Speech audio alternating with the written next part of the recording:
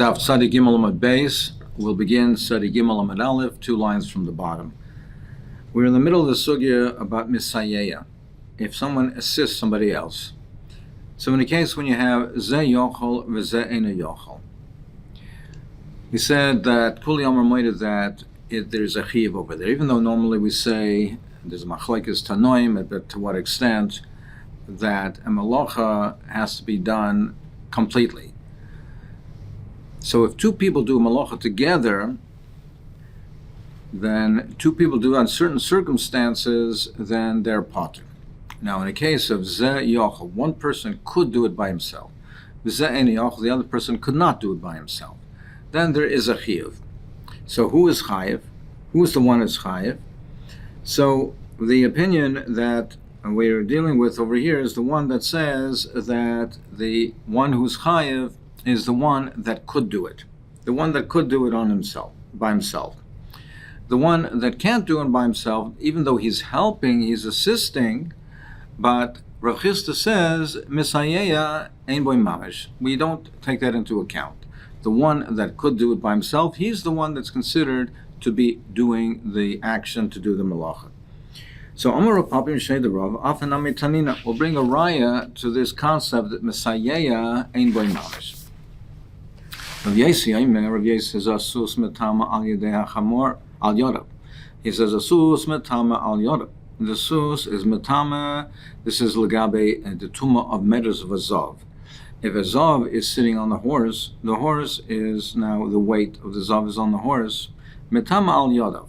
If there are talis, there's a talis under his forelegs, so then it's tame. Because the forelegs are considered the ones that are primarily supporting the weight of the zav. But the hind legs are not. Meaning, because the horse, most of its weight is on the forelegs, it could stand on its forelegs, and that would support the horse, and with his hind legs are lifted in the air. So therefore, we say that the most of the weight is on the forelegs. Then they're tummy because that's supporting the weight. The hind legs are not supporting most of the weight. Now, even though the hind legs are misayeya, they're assisting in supporting the zav. The weight is distributed over the legs, but the primary support is from the forelegs. We say those are the legs that are considered to be doing the function of supporting the zav, not the hind legs, even though misayeya. But Misayein boy mamish. Chamor al raglov, and the chamor is opposite. Most of its weight is on the hind legs, so that's considered supporting most of the weight. So the talis that's under the hind legs that become tummy, but not the forelegs. Even though the forelegs are Misayein boy mamish. Shemeshen es asus al yadav, because most of the weight of the horse is on the yadav, on the forelegs. V'chamor al raglov, on the hind legs. Why should we say that? Why should we make a chilik? Why shouldn't we say that the talis under all of the legs are tomei? All the legs are assisting with each other. So you have a raya that Misayeya ein boi mamish. Rashi points out that Rav Yesi is not like the Tana that we learned earlier, because the Tana that we learned earlier said that under the forelegs of the animal, it says that if you have a behema and there's a talus under 4 legs of the animal, so over there the Tana previously said, they're all tahiris. They're all tahiris. Now here we're saying we're being mechalik between the forelegs and the hind legs. So Rashi says this Rav Yesi is not like the previous Tana. Amar Ravashi Afanami Nami Tanina will bring a further raya that Misayein boy mamish Rabbi Elazar Omer Ragla Achas ala Kli Ragla Achas ala Ritzbos. So this is negay the halacha that the kohen is doing the avoid on the base of mikdash. The halacha is that it cannot be a chatzitza between his feet and the floor. His feet have to be touching the floor without any separation. So if he has 1 foot on the floor and 1 foot is on a kli, so 1 foot is not now touching the floor. There's a chatzitza. but one foot is on the ritzvah, ragla achas al even, and one foot is on a stone. Ragla achas al ritzvah. So under one foot there's a chatzitza, under the other foot there's no chatzitza. So how do we view this raya? We look at it, kol shil yinot ala kli v'tinot ala even. If you remove the kli from under the foot of the kohen, from under the 1 foot, or if you remove the stone from under the 1 foot, if the kohen could still remain standing, so he could still remain standing on the 1 foot of a dosik share. Then we say he is considered standing on the floor. But if you remove the stone or the kli from under the other foot and he would not be able to remain standing, then he's not considered to be standing on the floor. Why should we say that? In any event, both legs are helping to support the kohen. They're both Mesayeya. Now, how do we look at it? We say no. We look at it, what is the primary support? Meaning, is he primarily standing on the floor or not? If you remove the stone or you remove the kli and he can remain standing, so he's considered to be standing on the floor, on the one leg, that 1 foot that is directly on the floor, and there's no chatzitza there, and the avoida is kosher. In any event, the other foot is still being Messiah, it's helping to support him. You see, Messiah in Boimamish. If we say, if he removed the stone or the kli from under the 1 foot, if he can't remain standing, he's not considered to be standing on the floor. So there's a chatzitza, because the 1 foot that's on the floor is not strong enough to support him completely, so he's not considered standing on the floor. But if he could remain standing, he is considered standing on the floor. There's no chatzitza, the void is kosher. The other foot that is on the stone or the kli, which there's a chatzitza between that and the floor, is being Messiah. It's helping to support the kohen. You see, Hamishum Damrin Messiah Ein Bo Mamish. A further raya that Messiah, just assisting Ein Bo Mamish, is not considered doing the act, and therefore it's not taken into account. I'll bring you another raya to this. Kibel biyamin with small mesayot. The halacha is that the kohen has to do the avoida with his right hand. He has to do it with his right hand and not with his left hand. The left is a apostle for the kahuna. Whenever it says etzba kahuna, it means with the right hand. So if he does the kabbalas hadam, that's the avoid of the kabbalas hadam with his right hand. However, if the left hand is assisting to hold it up, it's holding it up with he's helping to hold it up. So avodah share. Nevertheless, the avodah is kosher because he did the kabbalah with his right hand. Isn't the left hand still helping him? So isn't it considered that he's doing this maisa with the left as well? Doesn't that show you that Messiah ain't boy mamish? So we see conclusively that we can bring rayas from here that Messiah ain't boy mamish. So in the case of Zeh Yochel, one person could do the action on his own, the other person cannot, and they're doing it jointly, they're doing it together. The one who's chayiv is the one that's Yochel, the one that could do it on himself, by himself. In a case when they both can do it, Ramer mechayev. Ramer says that he's chayiv. Nevertheless, even though they both can do it on their own, Ramer says that you're chayiv for such a case. So they're chayiv. So they're both chayiv. What does that mean? Does that mean that they're chayiv if there is a shiur for each one? There is the requisite amount, the minimum amount for each one. Or maybe one shiur for both of them. For instance, for oichlim, the shiur for hoitzo, for carrying, is kegrayers. So we say if two people do it together, we say Ramer says chayiv. So does that mean you need two groyers over here?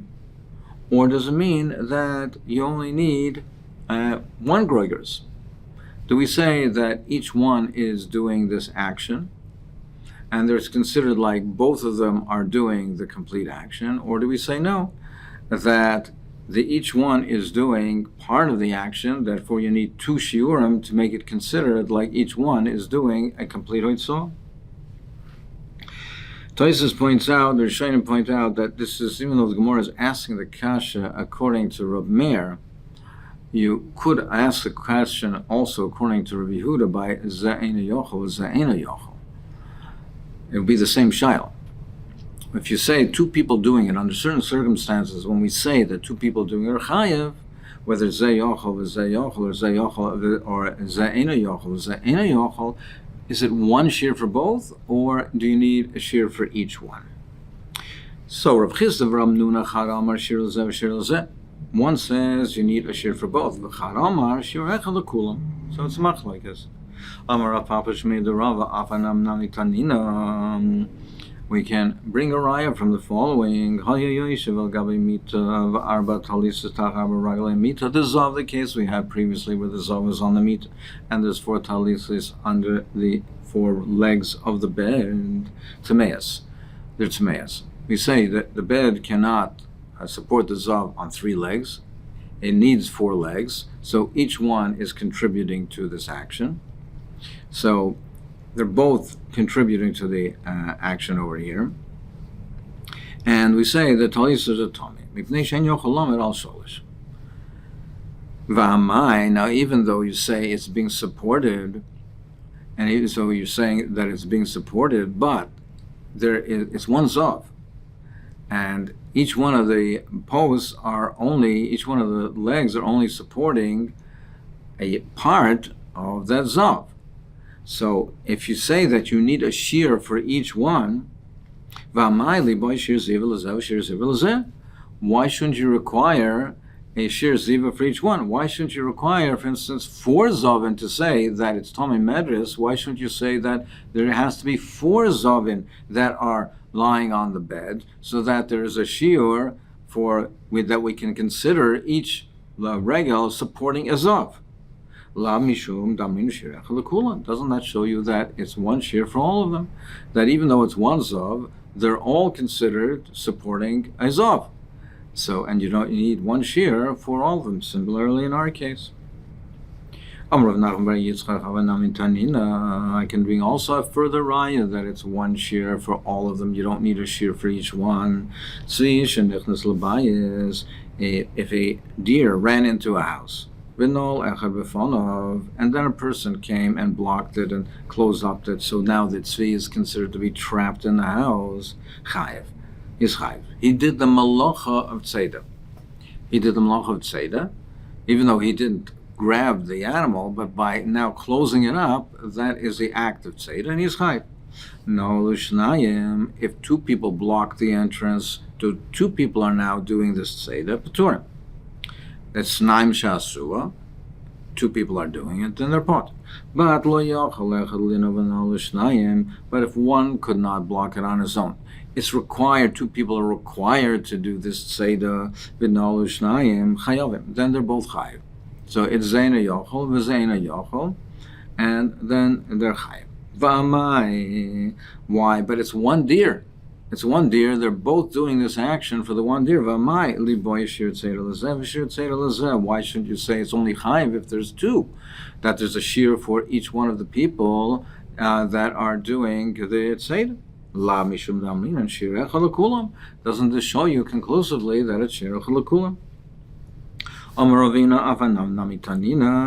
We can bring another riot to this from a different type of a case. The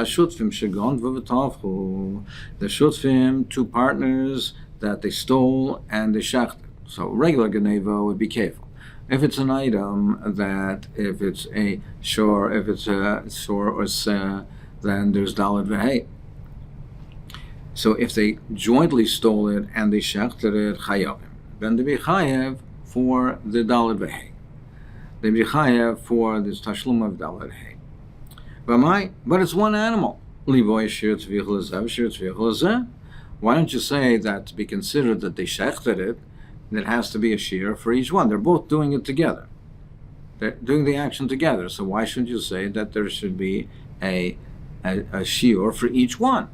Then it would have to be only if there's two. La mishum damrinan must be that because we say shirecha lekulam. It's another raya that we say shirecha lekulam. V'amar Avashi avhanamid tam tanina. Let's bring another raya from this case. Shnaim shetziu kanashel gardi. If two people carried out on Shabbos a comb of a weaver's comb, when they wove with the fabric, then they took a comb to straighten out the fibers and to smooth and straighten it out. So if they took out this kanashel gardi, the comb of the weaver, chayavim. So they both carried out the chayav. V'amai, why should that be? Why shouldn't we require a shir for both of them? It's one comb. Why shouldn't we require a shir for both of them? Doesn't that show also conclusively that we say shirach l'kulan? No, maybe you don't have a raya from here. Dilma the isbe k'dei levashel be'akalaza. Maybe it's not going to be used for weaving. Maybe if it's used for weaving, then it would be only one shear. There would be pot, but it's going to be used for firewood. And the minimum shear for firewood is k'dei levashel be'akala, to cook an egg, a chicken's egg. So maybe here it happens to be a comb of the gardi, the kanashel gardi, but it's not going to be used for that purpose. It's going to be used for the purpose of firewood, and it's a long enough rod, it's a long enough kana that it can cook 2 eggs. And so there is a shiur lazeh, v'shiur lazeh. So we can't prove conclusively that there's no shir lazeh. Mar says, Im kain l'shmina kanadalma. Well, if that's the case, that it's being taken out for firewood, why does it say a case of a kanashel gardi? So just say a reed that's going to be used for fuel, for firewood. Maishna the gardi. So it must be that it's being used for the purpose of a gardi. And there's only one shear. So you see, shirach l'kulam. Mar says, no. How do you know? Okay, Nechanami, it's right. You're right that it says kanashel gardi. But still, how do you know that there's only shirachad? Maybe it happens to be a long the kanashel gardi, that there's enough to comb a mapalazeh, a minimum size fabric for each of them. How do you know? You're assuming that it's a small kana or standard size kana that can only be enough to comb one small garment. Maybe it's a larger one that there is a shir lazeh, v'shir lazeh, and it's a larger mappa, and it is really a shir for both. You cannot bring a right from this case.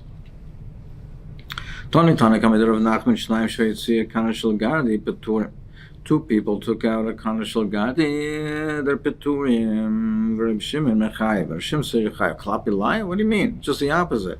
Rav Shimon is the one that says that shnaim are peturim.